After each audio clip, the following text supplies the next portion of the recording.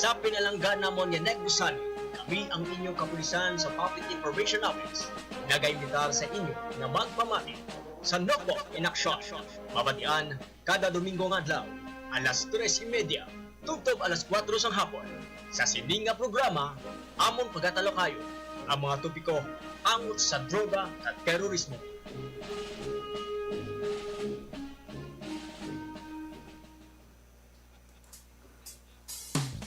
Mayong hapon mga ka-aksyon sa tanan nga tagpalamatisang Action Radio Bacolod subong man sa mga nagatanaw sa aton subong hapon sa Facebook Live mayong hapon sa ngalan sang aton Acting Provincial Director sang Negros Occidental Police Provincial Office, Police Colonel Leo Bacod Pamitan, subong man sa iya Deputy Provincial Director for Administration, Police Lieutenant Colonel Wilfredo R. Aburdo,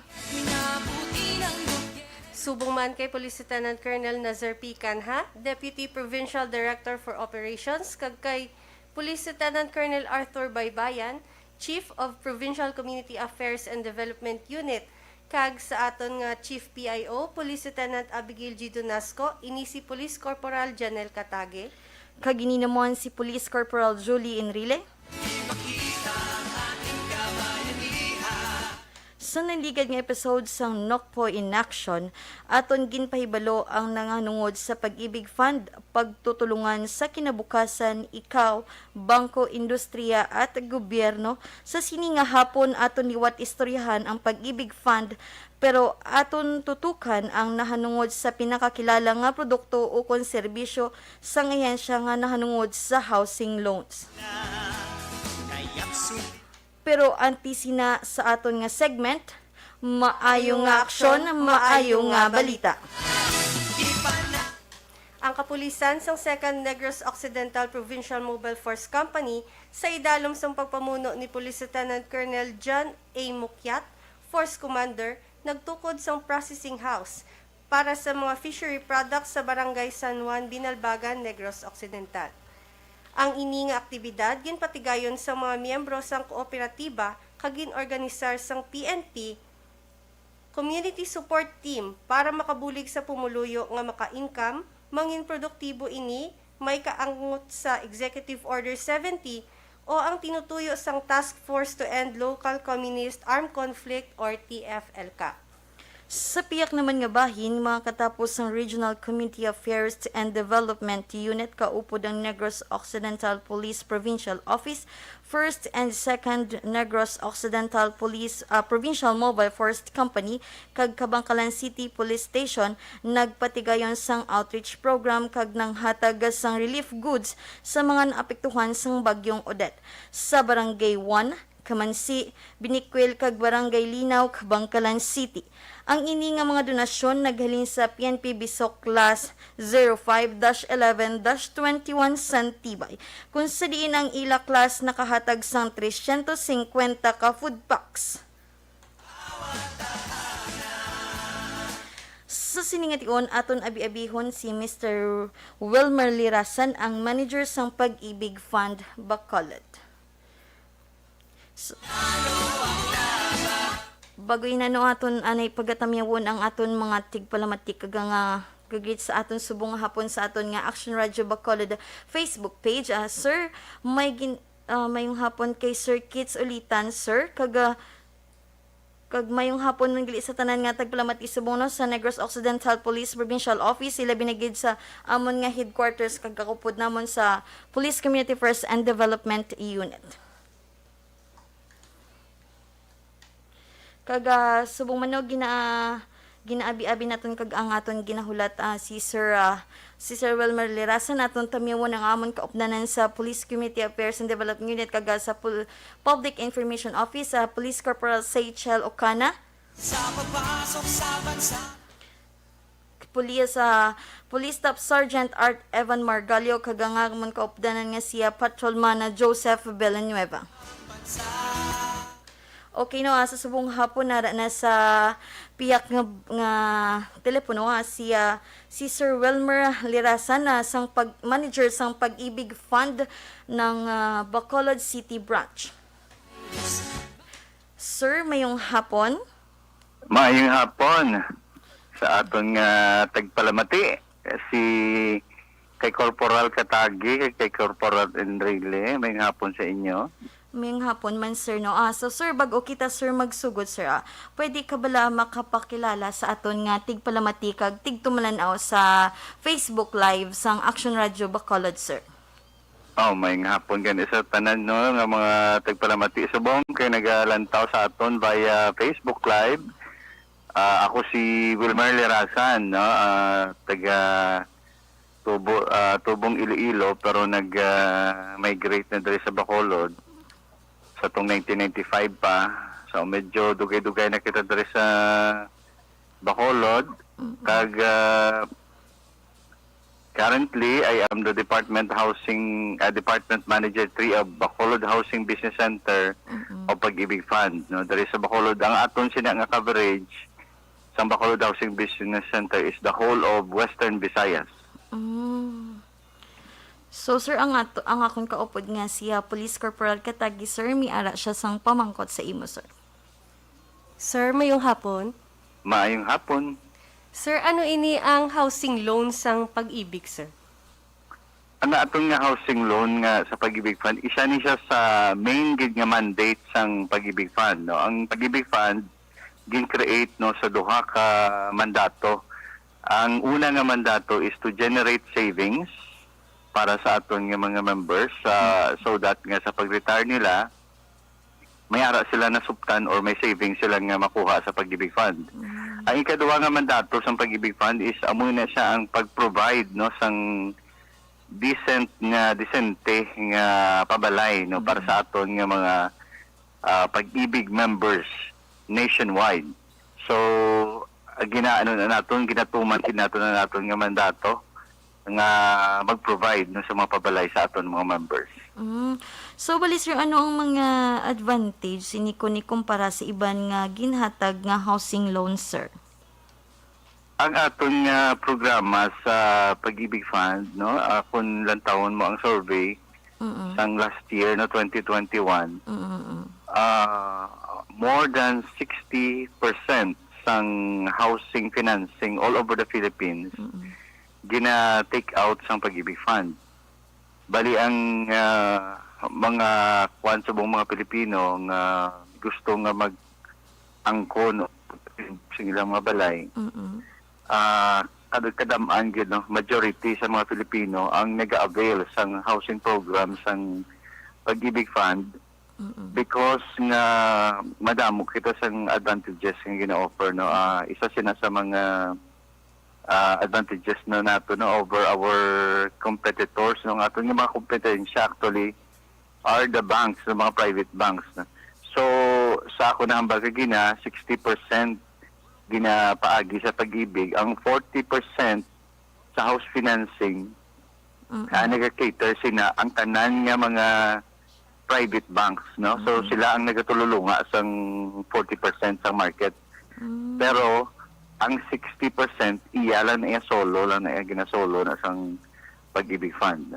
So na sa aton nga susugdan nato no ang mga bintaha sa atong housing program niya sa Pag-ibig Fund. Ang una gid siguro nga advantage no naton over sa aton nga competitors nga gina-offer sang private banks is ang Pag-ibig Fund pwede nga maka-offer sang 30 years nga maximum nga term of payment, no.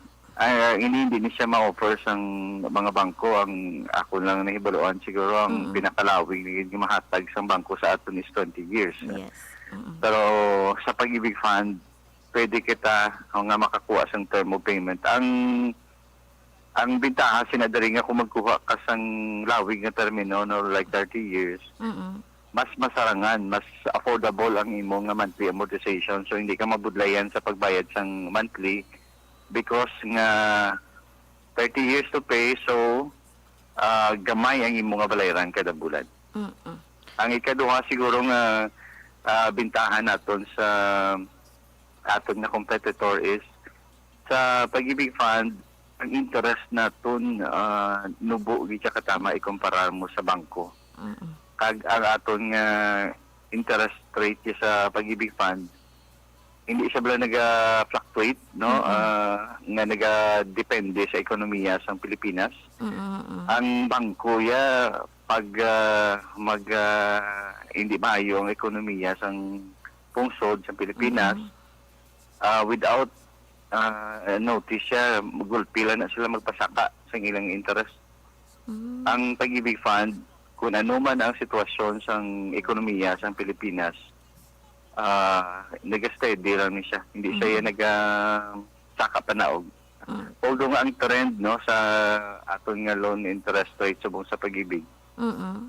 For the how many years na subong do nagapanaog na lang nga nagapanaog ang aton nga interest rate. Ang ikatatlong bintahan no naton over the competitors nga which are the private banks sa Pag-ibig Fund ang imong properties ng kung hindi mo siya bala mabayaran, no? Kung mapalya ka, ma-miss mo ang imong mga balayran sa Pag-ibig. Ang Pag-ibig Fund, nagahatag pa ya sa imo sang mga madamo nga mga remedyo, mga remedies, no?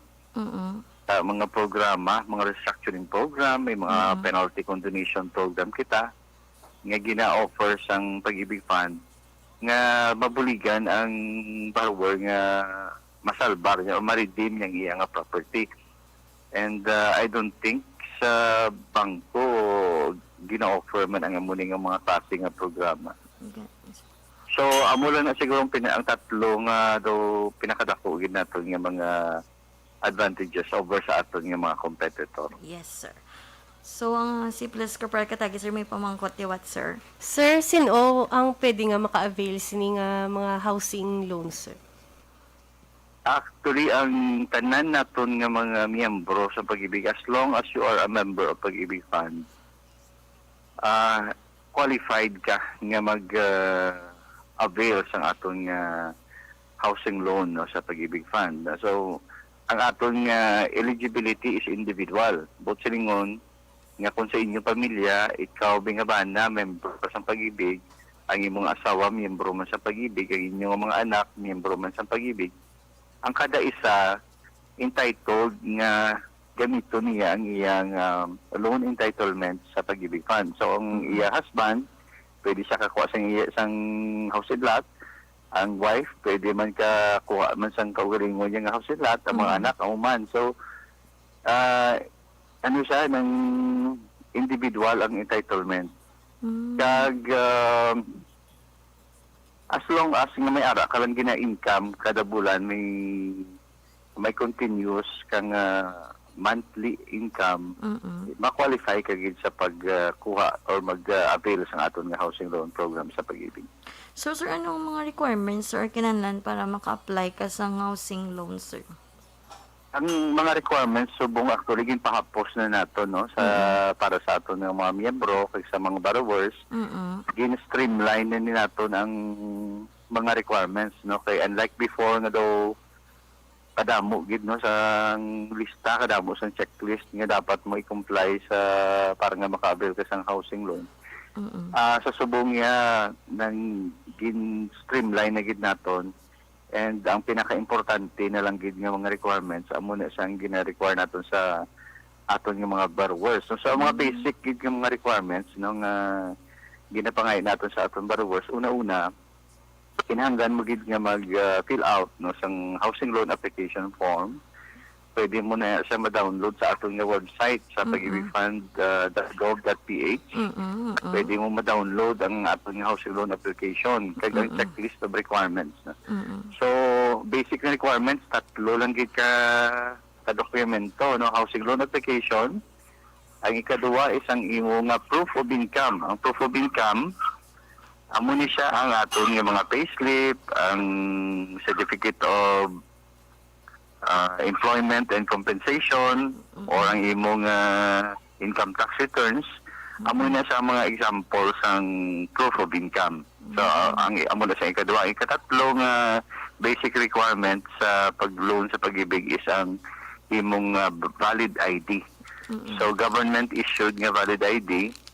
So pwede mo magamit ang imong SSS, SIS, ang imong driver's license, PhilHealth card, Pag-ibig nga ID card. So Amo ni ang mga valid ID. So amo to siyang tatlo ka mga basic requirements.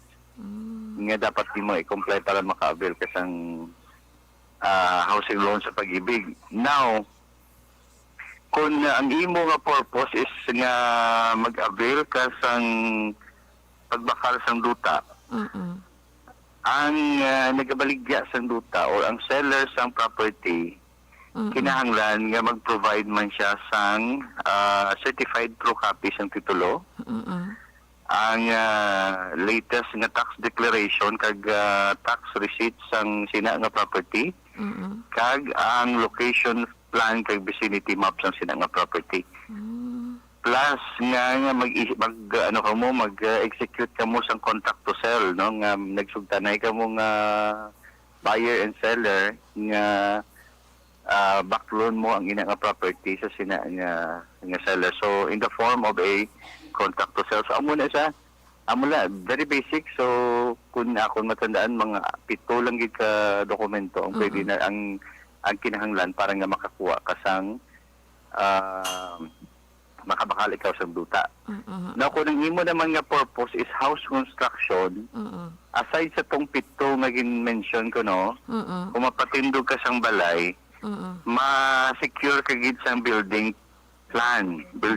So, mapaobra ka sa imong engineer, no, sang building plan. Kag, mag-secure ikaw sa Office of the Building Official sa OBO sang building permit. So, pwede ka na dayon makapatindog sang balay. Sige. By the way, ang aton gali nga maximum nga pwede mapahulam subong sa Pag-ibig is maximum of 6 million. Wow. So, I think enough, that is more than enough nga magbakal sang isa ka property, isa ka duta, kag magpatindog sang decente na nga balay. Yes, sir.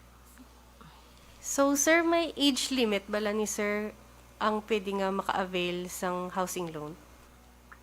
Basta hindi ka lang magsobra siguro sa edad nga 65 or 65. Basta below 65 ka pa, pwede ka gid maka-avail sang sining housing loan program sa Pag-ibig. Pero kung nag-celebrate ka na sang imong ika-65 nga edad, no, nga birthday sa sining nga tuig,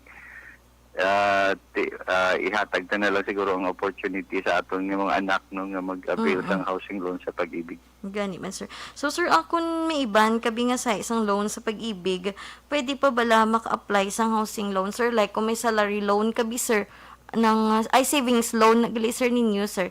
Tapos, nag-apply kapag housing loan, sir, may tendency, sir, nga ma-approve ka na, sir.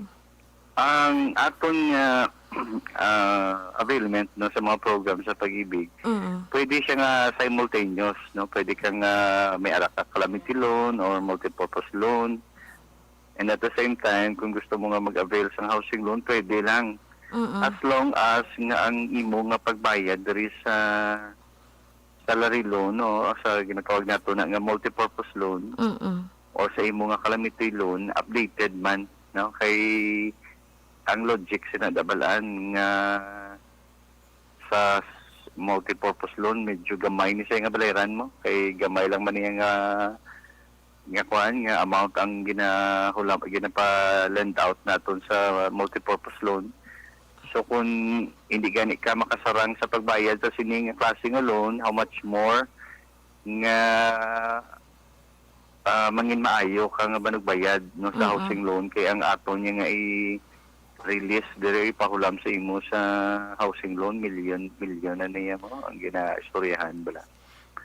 So ang pwede gid nga simultaneous nung gina-avail naton ang multipurpose loan sa Pag-ibig, and at the same time ang housing loan sa Pag-ibig, for as long as nga kung lang taon naton sa record mo ang imong multipurpose loan updated man.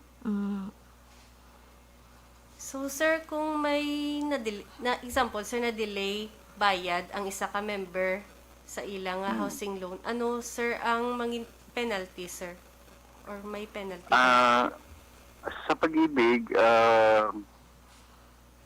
may ara kita nga penalties, no, sa number of delays mo, sa number of days of delays. Pero ang aton nga penalty sa pag-ibig hindi parehas balas ang bangko nga may ara na ginatawag ang bangko nga mga surcharges, no? Aside sa penalties, may mga surcharges pag gina sila. Nga ang pag-count sang ilang penalties ng tama kataas. No nga kung ma-delay kaya sa pagbayad mo sa bangko, do malubong ka na lang gid sa utang tungod nga maayawan ka gid sa lagdas ang ilang penalties pa lang, no? Unlike sa pag-ibig, ang penalty naton sa delayed nga amortization is 1/20th of 1% per day of delay. Per day na sa tuod, pero 1/20th of 1% sa per day of delay of the amortization na wala na bayaran. Okay. So kung i-compute mo na, wala na siya, sentimos, kag piso-piso lang na isang nga penalties no kada adlaw, pero kung pabayaan naton ang piso-piso na siya, malabot man na siya sa libo. Gani, correct man, sir. So, sir, paano ang isa ka property nga na-acquire through pag-ibig housing loan, ma-foreclose, sir? Actually, ang aton nga kuan nga housing loan sa pag-ibig, although may ara kita sa term of payment, no, depende sa imo, may ara kita 5 years to pay, 10 years to pay, 15 years to pay, 20 years to pay, 25 years to pay, kag ang maximum is 30 years to pay. Hindi din sa buot silingon nga bayran mo ang loan nga within sa 30 years, no, nga makulat ang ibang lain ang ilang pagkaintindi. Ang interpretation nila nga ang akong term of payment sa pag-ibig 30 years, wala pa bang ganin tapos ang 30 years nga ginasukot nyo na po kay wala pa 30 years to pay man bala. Ang aton loan sa pag-ibig dapat bayaran mo na kada bulan. Bulan-bulan ginayang imo nga pagbayad, hindi na isabot silingon nga 30 years to pay ang loan mo. Sa ika-30th year mo bayaran ang imo loan. Hindi. Dapat bayaran mo na sa imo nga bulanan nga amortization kada bulan sa sulod sang 30 anyos. No, so I hope na klaro na sa aton nga tagpalamati kay nagalantaw, no, nga ang balayran sa pag-ibig fund sa imong loan, so housing loan mo nga ginkuha is bulanan. So, sa pag-ibig, kung 3 ka nakabulan nga wala nakabayad, ang imo nga account, i-endorse na siya naton sa collecting agencies. No? So, may ara kita nga mga accredited nga mga collecting agencies, mga law firms, amo ni sila subong ang manawag sa imo no kung ang imo account abi na endorse na sa collecting agency. Ang collecting agency amo na niyang mahandol sa pangolekta kag pagpanukot sang imong utang sa pag-ibig. So, kung ang imong account ara na sa collecting agency, daw ginakulit ka din sa mga collecting agency nga magbayad gid. So, halos adlaw-adlaw kanila nga tawagan kag sukton. No, so para wala hassle sa aton nga mga borrowers, hindi naton pagpabayaan nga maglapaw sa 3 months. Yes, correct. Ang aton nga arrears sa pag-ibig. Now, kung ang imong account ara na sa collecting agency kag sa gihapon wala mo ginabayaran, wala ka sa action sa imong account, after 3 months nga ara sa collecting agency, saylo naman siya sa lain naman nga collecting agency, 3 ni sa ka-cycle. 3 months, 3 months, 3 months. So 3 months sa isa ko collecting agency, saylo naman sa PIAC. After sa 3 ka-cycle, so but silingon 9 months. No? After 9 months nga wala gid ka sang action sa imong account, ibalik na siyang account sa pag-ibig fund. Kag pagbalik sa imong account sa pag-ibig, masugod na kita sang pag-file sang extrajudicial foreclosure. Ma-file na kita sa korte sang foreclosure. No? So, ipasulod natin sa korte. Pag abot sa korte, i-auction na sang korte. Makandak karon ang korte sang auction, i-open na sa for public ang property. So once nga may inagbid dito, kag may nakadaog, mahulat na lang kita sang certificate of sale sang korte, kag atong nakadaog, tungod kay ang korte ang naga-provide pa sang 1-year redemption period, but silingon nga once nga maka-issue na si clerk of court sang certificate of sale, mahatag pa na siya sang 1 year nga redemption period or 1 year nga chance no sa aton nga borrower. So after 1 year or within that 1 year dapat i-redeem mo ang property. So if fully pay mo siya plus ang mga ginpangbayaran naton sa clerk of court ang pag-file sang foreclosure, bayaran mo na tanan, pati ang penalties. So i-settle mo na tanan. Kung hindi mo na siya ma-settle within 1 year, ang property ni mo mangin acquired assets ang Pag-ibig Fund.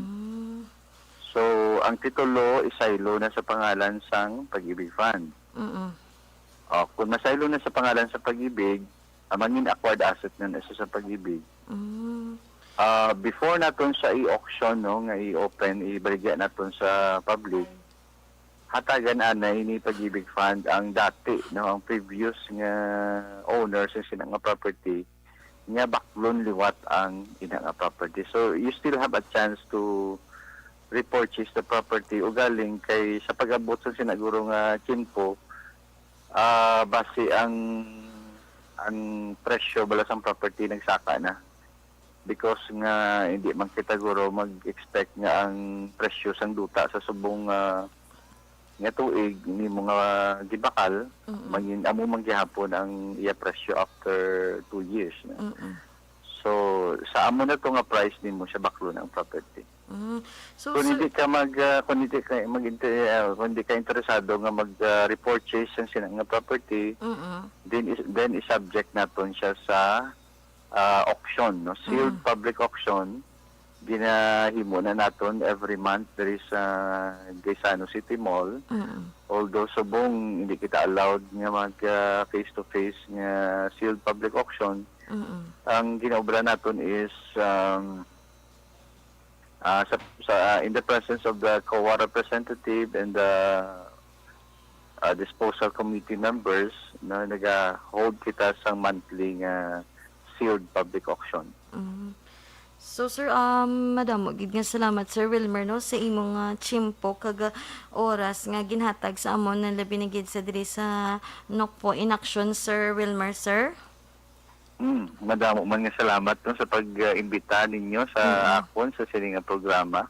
Kag I hope nga ang tanan nga nagapamati kay nagalantaw sa aton via Facebook Live na tagaan sang kasanagan no kag sang ideya. Kag hopefully manahatagan sila sang kaisog no kag kumpiyansa nga mag-avail sang housing loan no, because kung sa ako lang pamangkuton when is the best time to buy a property. I think now is the best time to buy a property because Pag-ibig Fund is offering the lowest interest rate and ang property wala gid ni siya nagbarato. Nagamahal na lang gid nga mahal. So hindi na kita magulat siguro nga magmahal na gid ang property. So today no or now is the best time nga gamito ninyo ang inyong loan entitlement with Pag-ibig Fund. So maayong hapon sa tanan kag madamo gid nga salamat. So madam sir nga salamat sir no kag God bless you Sir Wilmer, sir. Inaang tingog gani Sir Wilmer Lirasa no sang manager sang Pag-ibig. So ka-action madam gid nga salamat no sa Action Radio Bacolod kay ma'am no na di maala magbanwa kag sa mga technical staff. Like and follow ang aton nga Facebook page sang Nokpo, ang Negros Occidental Police Provincial Office, kag mag-subscribe sa amon nga YouTube channel ang PIO Nokpo. Magaupod naman kita sa madason nga Domingo, alas 3:30, tubtob alas 4 sang hapon. Iniyang inyo kapulisan sang Negros Occidental, nagaserbisyo sang tampad kag matuod-tuod. Makaaksyon din ka man sa Pinas, labuton ka sa amon balita, kag serbisyo. Sama-sama tayo, Pilipino. Una sa balita, una sa aksyon, sa Bacolod, Aksyon Radyo. Aksyon! Radio!